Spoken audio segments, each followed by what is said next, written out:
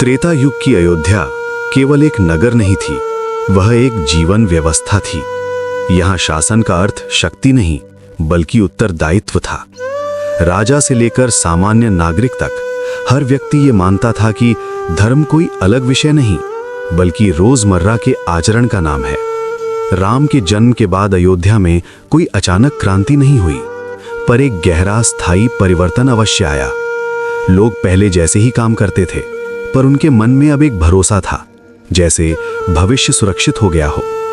राम, भरत, लक्ष्मण और शत्रुघ्न राजमहल में बड़े हो रहे थे, पर उनका पालन पोषण राजसी विलास में नहीं हुआ। दशरथ ये नहीं चाहते थे कि उनके पुत्र सत्ता को अधिकार समझें, वे चाहते थे कि वे सत्ता को सेवा समझें। राम का स्वभाव बचपन से ही संतुलित था। वे न बहुत अधिक बोलते थे न बहुत कम। उनकी आंखों में न चंचलता अधिक थी न कठोरता। उनके चेहरे पर एक स्थिर शांति रहती थी। वे किसी को देखकर ऊंच नीच का भाव नहीं रखते थे। सेवक हो या मंत्री, वृद्ध हो या बालक, उनका व्यवहार सबके लिए समान था। अयोध्या की प्रजा ये सब देखती थी और बिना किसी घोषणा के मन में ये मानने लगी थी कि ये बालक केवल राजा बनने के लिए नहीं बल्कि मार्ग दिखाने के लिए जन्मा है। लक्ष्मण का स्वभाव राम से गहराई से जुड़ा हुआ था। ये संबंध सिखाया हुआ नहीं था, ये स्वाभाविक था। राम जहां होते लक्ष्मण वहीं होते। ये सुरक्षा नहीं थी, ये समर्पण था। भरत स्वभाव से शांत और गंभीर थे। उन्हें वैभव आकर्षित नहीं करता था। वे व्यवस्था को समझने में रुचि रखते थे कि राज्य कैसे चलता है, निर्णय कैसे लिए जाते हैं और गलत निर्णय कितना बड़ा नुकसान कर सकते हैं। शत्रुघ्न सबसे तेज और स्पष्ट थे। उन्हें अन्याय तुरंत दिख जाता था। वे प्रश्न पूछते थे और उत्तर मिलने तक रुकते नहीं थे। चारों भाई चार अलग स्वभाव थे, पर चारों का आधार एक ही था, धर्म। समय के साथ उनकी शिक्षा का चरण आया।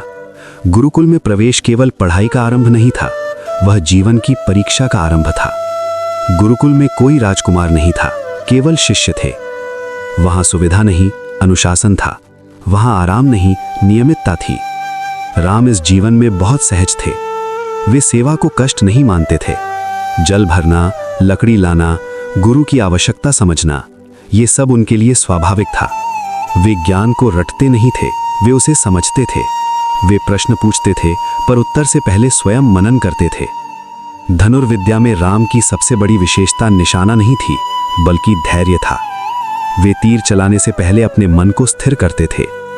उनके लिए अस्त्र शक्ति नहीं था, वो अंतिम उपाय था। लक्ष्मण ऊर्जा से भरे थे।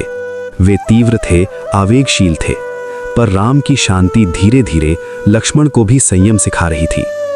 इधर अयोध्या शांत और व्यवस्थित थी, पर वनों में अशांति बढ़ने लगी थी। यज्ञ केवल धार्मिक कर्म नहीं थे, वे समाज की नींव थे। जब यज्ञ नष्ट होते थे तो केवल अग्नि नहीं बुझती थी, समाज का संतुलन बिगड़ने लगता था। ताड़का का आतंक वनों में फैल चुका था। मारीच और सुबाहु ऋषियों की तपस्या बार बार भंग कर रहे थे। ऋषि भयभीत थे, पर उससे भी अधिक चिंतित थे, क्योंकि ज्ञान खतरे में था। महर्षि विश्वामित्र ये सब देख रहे थे। वे जानते थे कि यह संकट साधारण नहीं है। यदि आज ऋषि सुरक्षित नहीं रहे तो कल समाज सुरक्षित नहीं रहेगा। विश्वामित्र ने निर्णय लिया कि अब प्रतीक्षा नहीं की जा सकती। वे स्वयं अयोध्या की ओर चले। उनका आगमन सिर्फ एक ऋषि का आना नहीं था, वह नियति का संकेत था।